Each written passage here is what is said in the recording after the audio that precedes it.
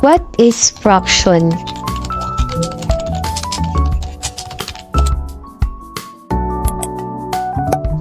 A fraction is a number that represents a part of a whole. The fraction has two parts. Numerator, it is the upper part of the fraction that represents the section of the fraction. Denominator, it is the lower case or bottom part that represents the total parts in which the fraction is divided. Different kinds of fractions.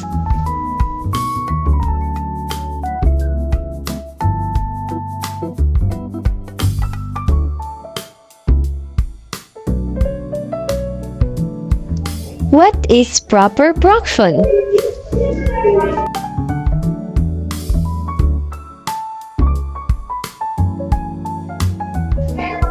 Fractions with numerators less than the denominator.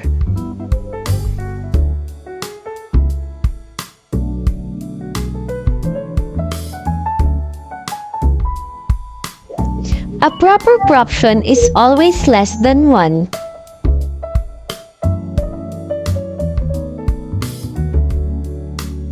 These are the examples of a proper fraction.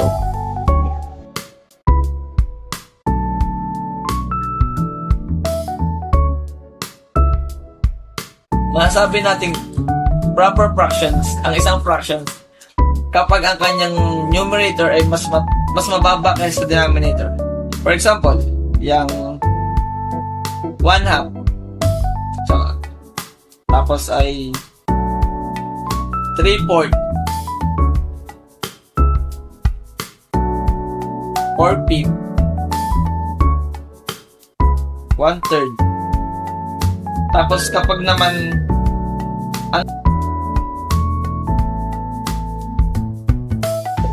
What is improper fraction?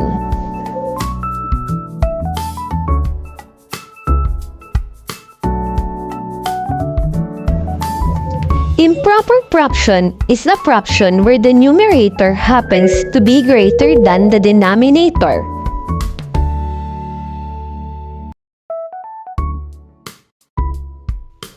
These are the examples of improper fraction.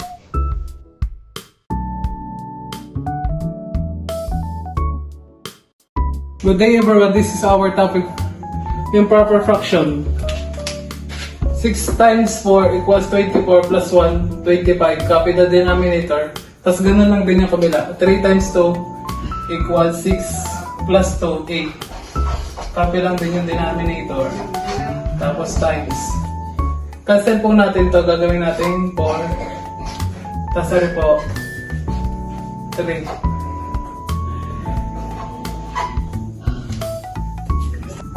Tapos mo ganun 25 times 4 equals 100. Tapos 3 times 3 equals 9. So, ito na yung answer natin. So, minsan kasi yung ibang teacher hindi ito tinatanggap. So, gagawa natin to ng long-term division.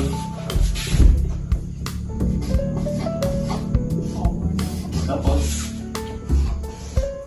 100 divide 9. 9 divide 10 equals 1. Tapos 1 times 9 equals 9. Minus, bring down yung 0. Tapos 1. Tapos 10 divide 9 equals 1. Tapos 1 divide 9 equals 9. Pag maminusin lang po natin yan, ito 1. Tapos ang magiging sagot po natin dyan ay, so magiging sagot natin dito 11, 1 1 over 9. Ito na po.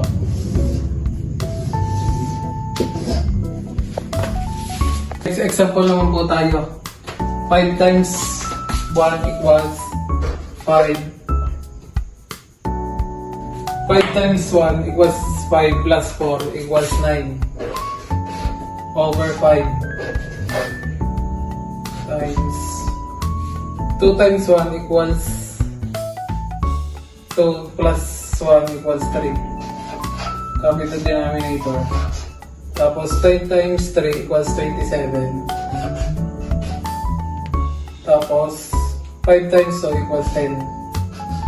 So, gawin naman po natin yung long term division. 27 divide 10. So, 27 divide 10 equals 2. 2 times 10 equals 20 minus baba lang po natin yung 7. Tapos ano po ang magiging sagot natin?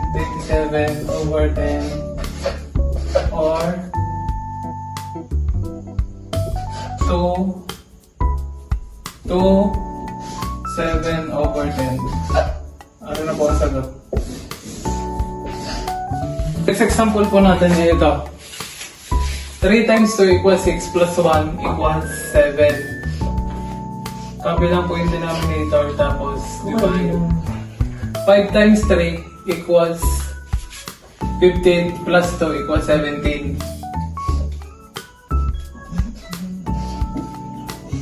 Over 5. Tapos gagawin po natin times to.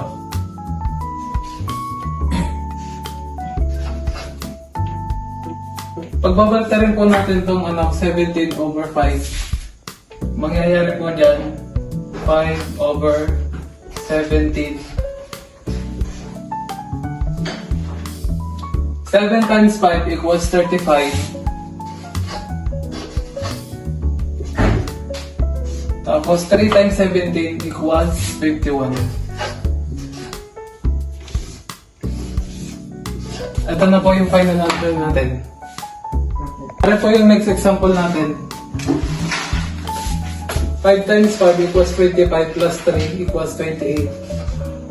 Copy lang din po yung denominator. Tapos 3 times 2 equals 6 plus 1 equals 7. Copy lang din po yung denominator. Tapos so copy lang po ulit natin to. 28 over 5. Tapos ano po yung gagawin natin times yung division. Tapos pagpapatin lang po natin yung 3 over 7. Tapos cancel po natin ito. Gagawin po natin 4. Tapos ano po 7. Para po maiwasan natin yung mga big numbers. Cancel din po natin. Gawin po natin 1. Tapos 4 times 3 equals 12. Tapos 5 times 1 equals 5.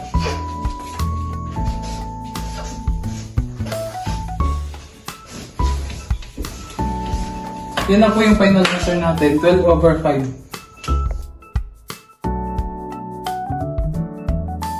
What is mixed fraction?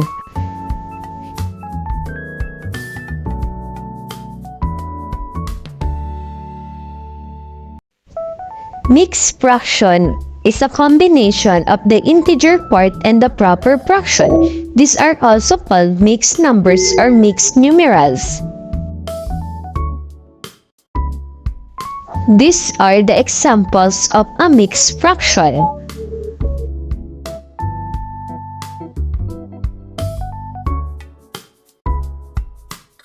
Added by mixed fraction. 6 and 1/6 plus 3 and 1/2 is equals to 6 plus 3 is equals to 9. Tapos kukunin yung LCD. 6 divide 6 times 1 is equals to 1 plus 9. Tapos 6 divide 2 times 1 is equals to 3. Tapos 1 plus 3 is equals to 4. Copy 6. copy 9 din pala din eh. Tapos, the lowest term. Hindi mo nasagot. 9 4/60. Lowest term nga. Okay. 2 and 3. Yan. Pwede na sir. Mixed fraction. Subtracting mixed fraction by mixed fraction. 6 and 3 minus 5 and 1/2 is equals to 6 minus 5 is equals to 1. LCD 4 and 4 divide 4 times 3 equals to 3 minus 4 divide 2 times 1 is equals to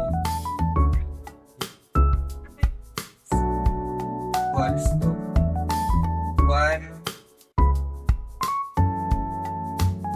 3 minus 2 is equals to 1 copy 4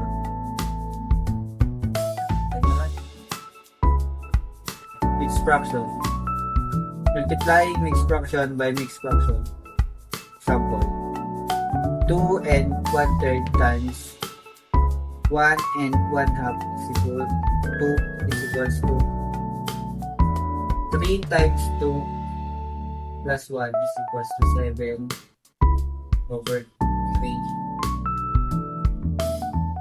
2 times 1 plus 1 is equals to 3. Copy the denominator 2. Then cancel equals to 7 over 2. Right. 2 7 divide 2 equals to 3 times 2 6 7 minus 6 1 final answer 3 over 1.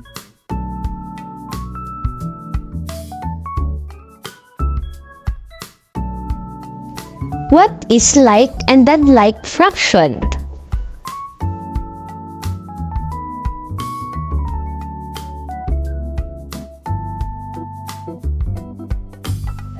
Like fractions are fractions that have the same denominator.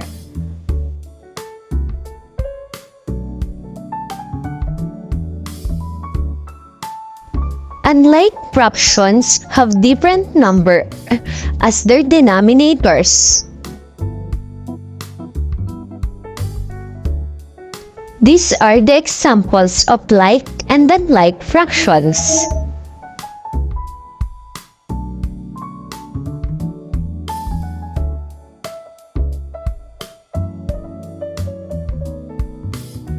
Let's now talk about like and unlike fraction.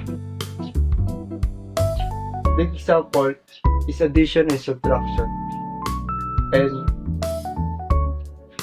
tawag dito is like fraction. Dahil magkakaparehas ang denominator.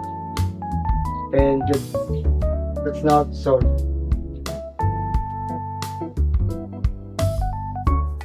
Denominator is copy lang. And 14 plus 2 minus 6. 14 minus 2 14 plus 2 16 minus 6. 16 minus 6 is equal 10 and over 11. Answer is 10 over 11.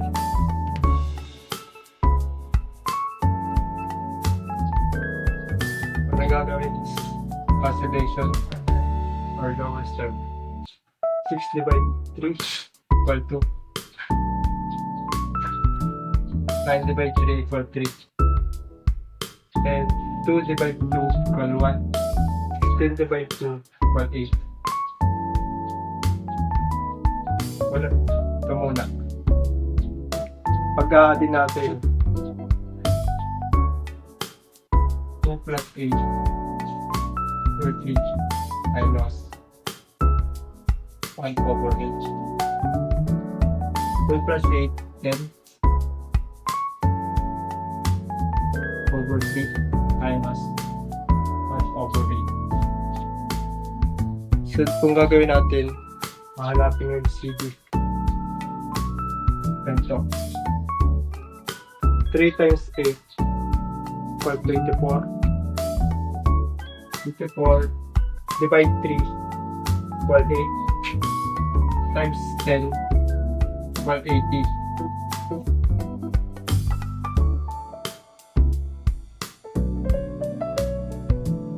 Eight times 3 24 divide 24 divide 8 equal 3 times 3 equals 8. Okay.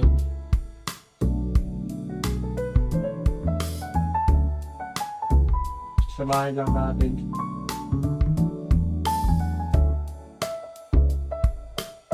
80 minus 3 77 24.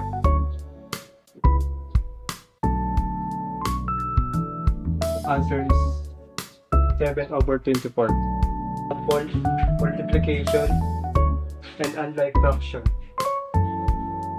The first step is isolation or lower sum. 15 divide 5 equal 3. 155 divide 5 equal 31. And 6 divide 2 equal 3. And 4 divide 2 equal 2. Ano dito?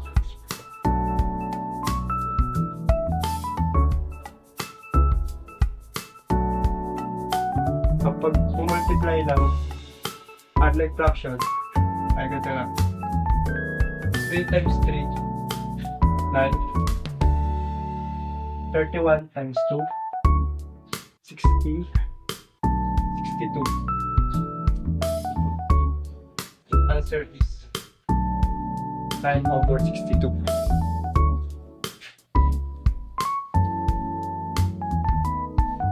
Example number 2, multiplication and like fraction. Ang unang gagawin natin is isolation. Then magiging 1. Ito naman ay magiging 2. Yung 3 naman is magiging 1. At yung 12 ay magiging 1. Kailan po natin dito.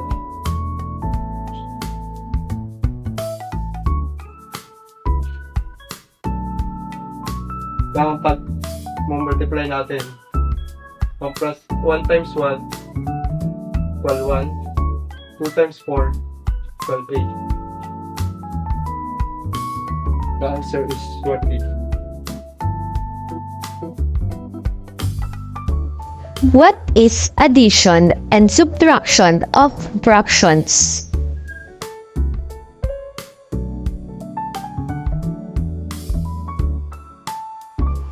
Addition and subtraction of fractions involve combining or finding the difference between fractions, ensuring that fractions have a common denominator.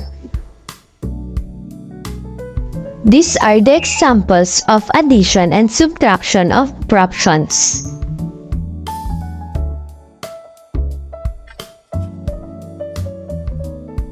Five over 9 plus 2 over 3. Ang una natin gagawin ay hahanapin natin ang LCM ng 9 at 3. LCM of 9 and 3. Ang LCM ng 9 at 3 ay 9. After natin makuha ang LCM, i-rewrite natin ang 2/3 gamit ang 9 as a denominator. So, magiging 2/3 equals 6 over 9. After nyan, ay kailangan natin i-add yung mga fractions. So, magiging 5 over 9 plus 6 over 9. Yan. Magiging ganyan. Ang sunod nating step ay pagsasamahin natin. So, 5 plus 6 over 9.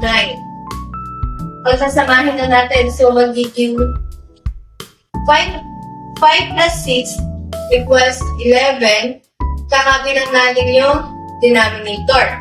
Since improper ang naging sagot, kailangan natin siyang simplify or isulat natin as a mixed number. So, magiging 11 over 9 or 1 and 2 over 9. So, ang final answer natin ay 1, 2 over 9 or 11 over 9. So, ito na yung ating final answer. Next example natin ay pinagsamang addition and subtraction. So, ang given natin ay 1 over 4 plus 2 over 5 minus 1 over 10. Kagaya ng ginawa natin nung una, hahanapin lang ulit natin ang LCM ng 4, 5, and 10. So, ang LCM ng 4, 5, and 10 is 20. So, 20 ang gagamitin natin. After natin maguha ng LCM, i-rewrite naman natin ang mga fraction. So, magiging 1 over 4 equals 1 times 5 over 4 times 5 equals 5 over 20. Yung pangalawa naman, yung 2 over 5. So, 2 over 5 equals 2 times 4 over 5 times 4 equals 8 over 20. Ganon din ang gagawin natin dito. Magiging 1 over 10 equals 1 times 2, 10 times 2, magiging 2 over 20. After natin ma-rewrite lahat, ang sunod natin gagawin ay i-perform natin ang addition. So, magiging 1 over 4 plus 2 over 5 minus 1 over 10 equals ito, 5 over 20 plus 8 over 20 minus 2 over 20. Itong mga to ay nakuha natin dito. 5 over 20, 8 over 20, 2 over 20. Ang sunod natin gagawin dyan ay i-perform na natin ang addition and subtraction. So, i-perform na natin ang addition and subtraction. Magiging 5 plus 8 minus 2 over 20 equals 5 plus 8 minus 2 equals 11. Kapilan natin yung denominator. Since 11 and 20 have no common factor other than 1, 11 over 20 is the final answer. Nakasimplify na din yan. What is multiplication and division of fractions? To multiply fractions, all you have to do is multiply the numerators and denominators and simplify the results.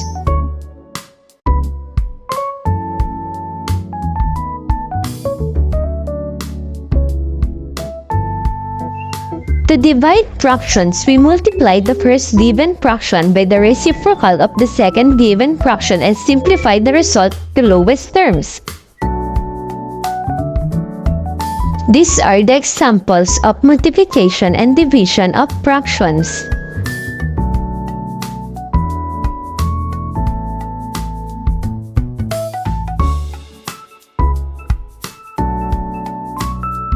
Ngayon naman ay tatapos tayo sa multiplication and division. Ang first given natin ay 5 over 8 times 7 over 10. Dito, sa given na to, gagamit tayo ng cancellation. So, ang una natin gagawin ay kakanapin natin ang common factor ng numerator at denominator. 5 as numerator and 10 as denominator. Hanapin natin doon ang common factor. So, ang ano nila ay 5. 5 ang gagamitin natin. So, after natin yung makuha, i-divide natin ang common factor sa katulad nito. 5 divided by 1 equals 5. Ito ang magsisilbing numerator. Sunod ay 10 divide 5 equals 2. Ito ang denominator.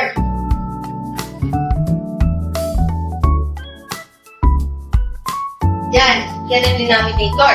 So, after natin yung makuha, ay magiging ganito na ang ating given. 1 over 8 times 7 over 2.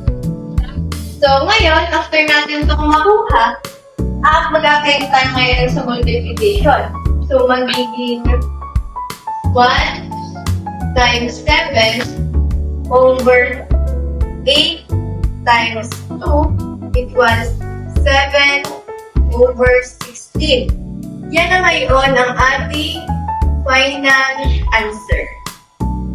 Ang given natin sa division ay 5 over 6 divide 7 over 9. Sa division, kukunin natin ang reciprocal ng pangalawang fraction. So, magiging 7 over 9 equals 9 over 7. Ito yung sinasabi natin reciprocal. After nyan, i-rewrite lang ulit natin. Magiging 5 over 6 divide 9 over 7. Tapos, dyan napapasok na yung multiply natin sila. So, magiging 5 over 6 times 9 over 7. Yan, imumultiply na natin. After nyan, magiging 5 over 6 times 5 over 6 times 9. Ito na yung over. Tabi lang natin yung denominator. So, magiging 5 times 9 is 45 over. Ito ay may 6 times 7 pa pala. So, magiging 5 times 9 equals 45. 6 times 7 equals 42. So, dahil improper ulit siya, kailangan natin siyang i-simplify. So, magiging 45 over 42. I-divide natin siya sa 3 kasi yun ang ano nila.